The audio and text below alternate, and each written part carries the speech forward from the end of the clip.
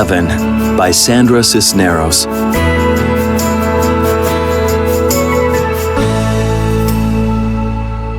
What they don't understand about birthdays and what they never tell you is that when you're 11, you're also 10 and 9 and 8 and 7 and 6 and 5 and 4 and 3 and 2 and 1. And when you wake up on your 11th birthday, you expect to feel 11, but you don't. You open your eyes and everything's just like yesterday, only it's today, and you don't feel 11 at all. You feel like you're still 10, and you are underneath the year that makes you 11. Like some days, you might say something stupid, and that's the part of you that's still 10. Or maybe some days you might need to sit on your mama's lap because you're scared, and that's the part of you that's 5. And maybe one day when you're all grown up, maybe you will need to cry like if you're 3, and that's okay. That's what I tell Mama when she's sad and needs to cry. Maybe she's feeling 3. Because the way you grow old is kind of like an onion, or like the rings inside a tree trunk, or like my little wooden dolls that fit one inside the other, each year inside the next one. That's how being 11 years old is. You don't feel 11, not right away. It takes a few days. Weeks even. Sometimes even months before you say 11 when they ask you. And you don't feel smart 11, not until you're almost 12. That's the way it is. Only today, I wish I didn't have only 11 years rattling inside me like pennies in a tin Band-Aid box. Today, I wish I was 102 instead of 11. Because if I was 102, I'd have known what to say when Mrs. Price put the red sweater on my desk. I would have known how to tell her it wasn't mine, instead of just sitting there with that look on my face and nothing coming out of my mouth. "Whose is this?" Mrs. Price says, and she holds the red sweater up in the air for all the class to see. "Whose? It's been sitting in the coat room for a month." "Not mine." "Not mine," says everybody. "Not me." "Not me." "It has to belong to somebody," Mrs. Price keeps saying, but nobody can remember. It's an ugly sweater with red plastic buttons and a collar and sleeves all stretched out like you could use it for a jump rope. It's maybe 1,000 years old, and even if it belonged to me, I wouldn't say so. Maybe because I'm skinny. Maybe because she doesn't like me. That stupid Sylvia Saldivar says, "I think it belongs to Rachel." An ugly sweater like that, all raggedy and old? But Mrs. Price believes her. Mrs. Price takes the sweater and puts it right on my desk.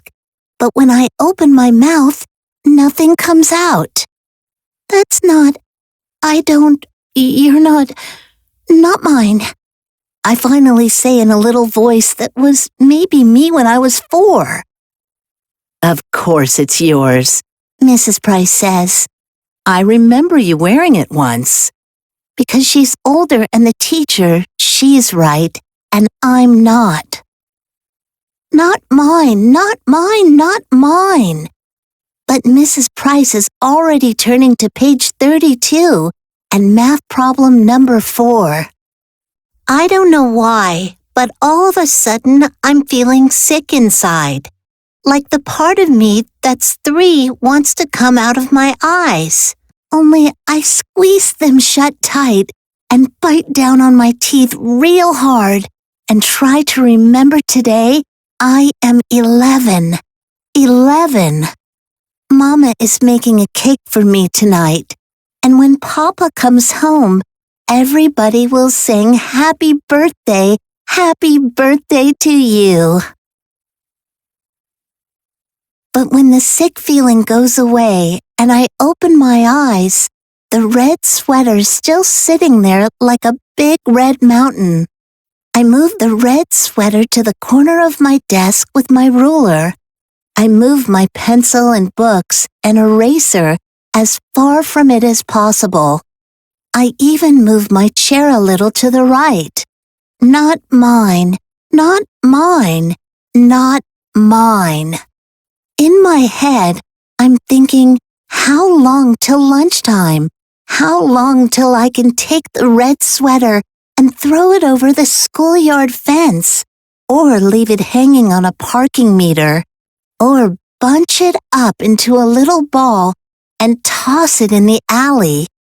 Except when math period ends, Mrs. Price says loud and in front of everybody, "Now, Rachel, that's enough," because she sees I've shoved the red sweater to the tippy-tip corner of my desk, and it's hanging all over the edge like a waterfall. But I don't care. "Rachel?" Mrs. Price says. She says it like she's getting mad. "You put that sweater on right now, and no more nonsense."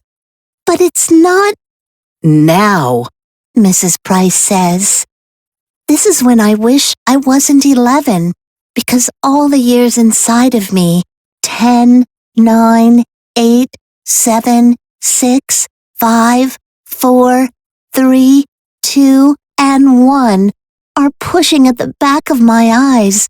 When I put one arm through one sleeve of the sweater that smells like cottage cheese, and then the other arm through the other, and stand there with my arms apart, like if the sweater hurts me, and it does, all itchy and full of germs that aren't even mine. That's when everything I've been holding in since this morning, since when Mrs. Price put the sweater on my desk, finally lets go, and all of a sudden I'm crying in front of everybody. I wish I was invisible, but I'm not. I'm 11, and it's my birthday today, and I'm crying like I'm 3 in front of everybody. I put my head down on the desk and bury my face in my stupid clown sweater arms. My face all hot and spit coming out of my mouth because I can't stop the little animal noises from coming out of me, until there aren't any more tears left in my eyes, and it's just my body shaking like when you have the hiccups, and my whole head hurts like when you drink milk too fast. But the worst part is right before the bell rings for lunch. That stupid Phyllis Lopez, who is even dumber than Sylvia Saldivar, says she remembers the red sweater is hers.